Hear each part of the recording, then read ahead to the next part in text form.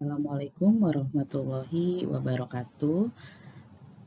Izinkan saya Lili Ernawati dengan nomor NIM 602022400039 mencoba mempresentasikan studi kasus emas, konsumen, dan kebutuhan masa depan.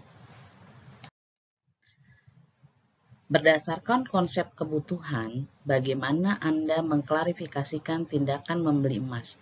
Apakah termasuk kebutuhan primer, sekunder, atau tersier? Jelaskan alasannya.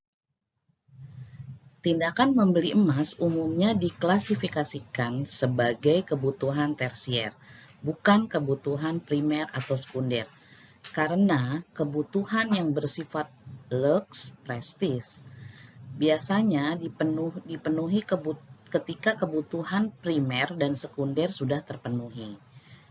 Contoh barang mewah, mobil sport, jam tangan mewah, perhiasan, dan investasi emas.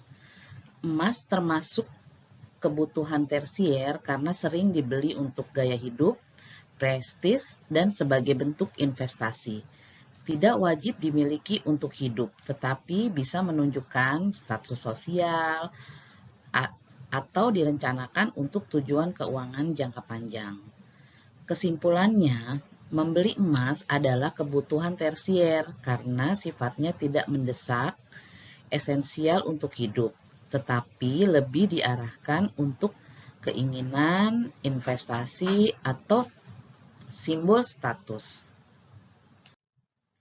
Pembahasan kedua, jelaskan bagaimana konsep biaya peluang atau opportunity cost berlaku dalam keputusan masyarakat membeli emas dibandingkan konsumsi lainnya. Konsep biaya peluang atau opportunity cost berkaitan dengan pengorbanan yang dilakukan ketika memilih satu pilihan dibanding pilihan yang juga berharga. Membeli emas berarti mengorbankan konsumsi atau investasi lain, misalnya gadget, saham, pendidikan. Keputusan harus mempertimbangkan apakah manfaat emas lebih besar dari manfaat alternatif yang lain tersebut. Dalam konteks perilaku konsumen, faktor apa saja yang mempengaruhi keputusan seseorang memilih investasi emas pada saat ini?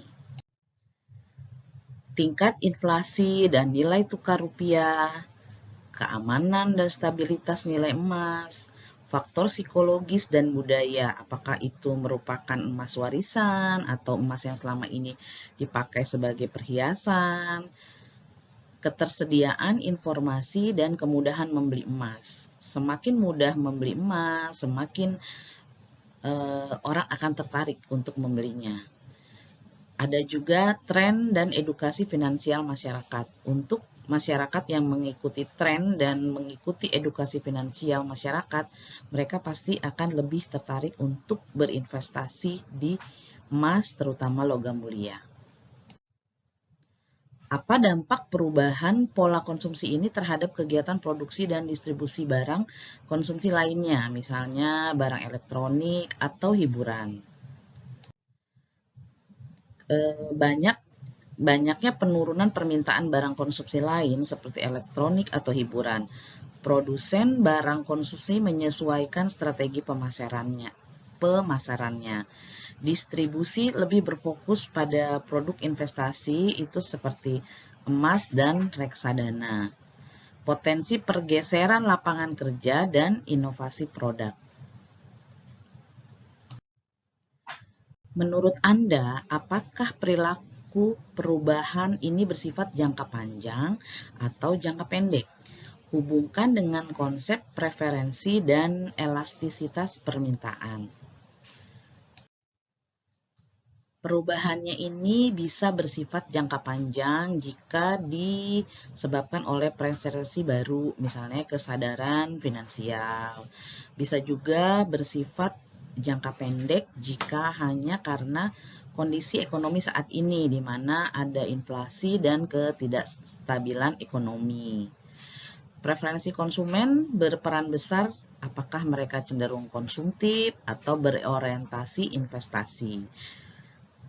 Masyarakat yang konsumtif biasanya tidak berinvestasi di emas, tapi untuk yang berorientasi investasi, makanya mereka akan menyimpan emas sebagai investasi. Elastisitas permintaan. Jika emas tidak elastis, maka permintaan tetap tinggi meskipun harga naik. Elastis di sini maksudnya adalah liquid, jadi emas mudah untuk dicairkan atau dijual kembali dengan harga yang relatif stabil. Demikian presentasi dari saya, mudah-mudahan membawa manfaat untuk saya secara pribadi dan untuk teman-teman sekalian secara umum. Demikian, terima kasih atas waktu yang diberikan. Assalamualaikum warahmatullahi wabarakatuh.